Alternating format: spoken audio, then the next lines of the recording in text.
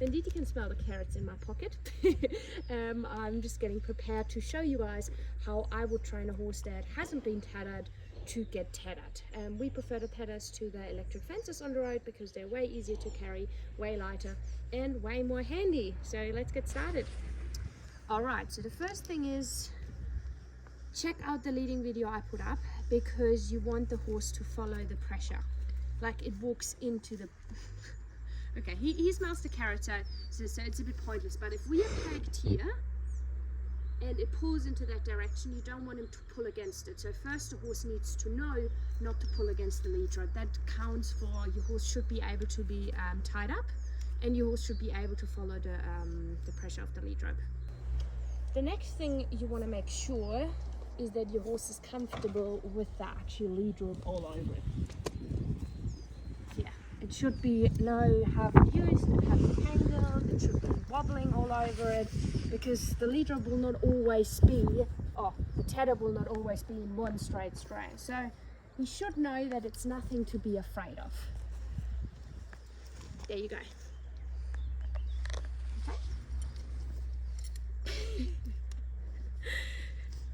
This is something you have to approach slowly. I just showed you what you need before you even start tethering the horse. This is not something you just pull the rope all over it, but these are exercises I've been doing with him for quite a long time. So make sure your horse is properly comfortable and relaxed while you do this stuff.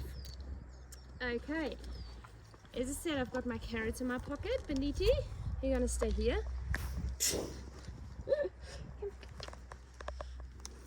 The next thing I will train before I even put the horse on the tether is the hardest thing for them to understand.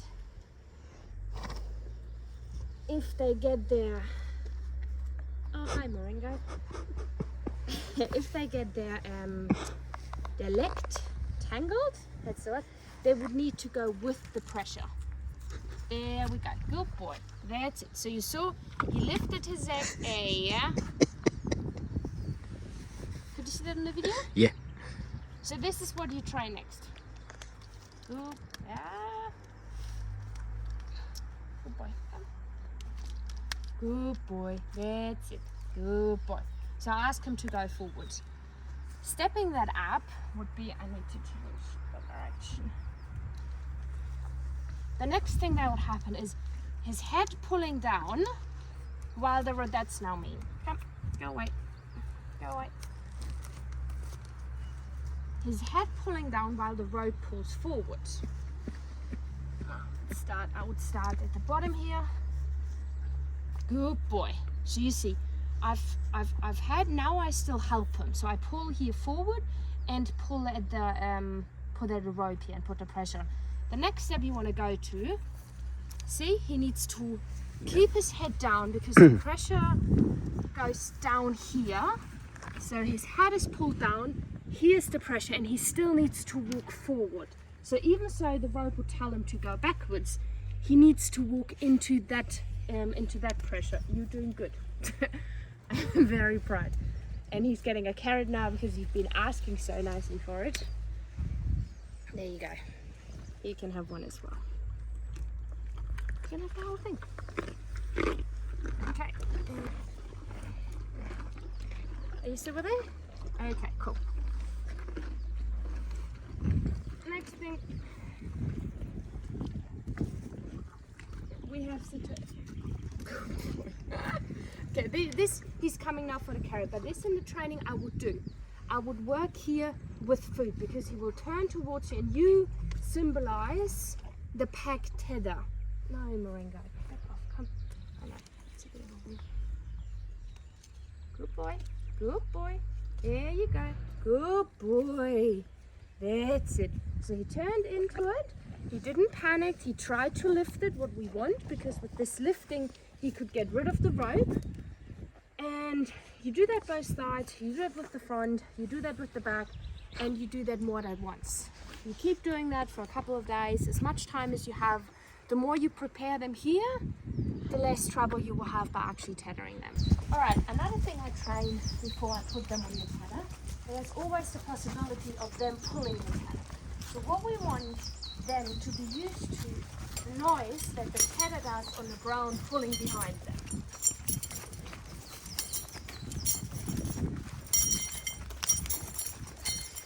As you can see, he's not worried, he's not panicking, and I'm over. We just want to go to the green grass, and we use that. We use his wanting to go to green grass, we will get him to the green grass, so the noise, he will only connect with the green grass afterwards.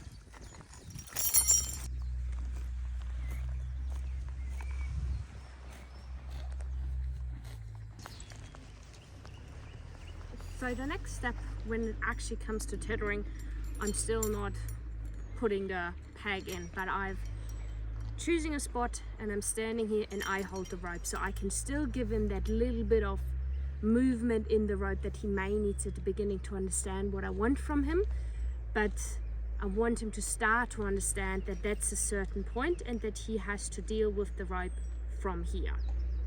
You can see how he's being excited about the green grass. The green grass is always a very big help. He walks, he turned his hind away because he was touching the rope there on his left side. This is all things that we want to see. We want him to move away from the ropes and not even get to the point where he will get tangled. I can stand here, I can sit here, but this would be the next step of the training and I would take my time here. When I trained Banditi, I took 2 or 3 days just doing that. Cool.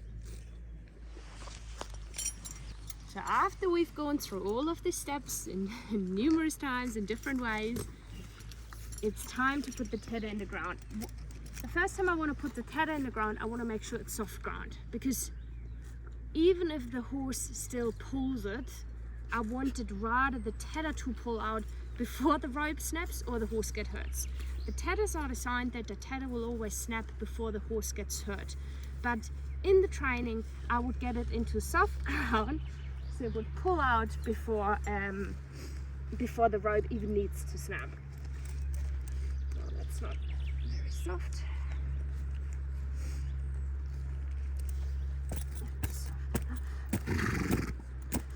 What you want to make sure, even in the training, you want to put it in proper, because if you put it in halfway, the tether is way likely to get bent, and you don't want your tether to be bent because that will be bad for for when you're on the road. It will make it more unstable, not stable.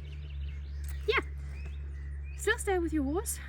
Even if you've gone through all the steps, stay with your horse, do that as long as possible, and wait for them to tangle the first time. I can't show that here to you because the horses are used to it, so they won't tangle themselves.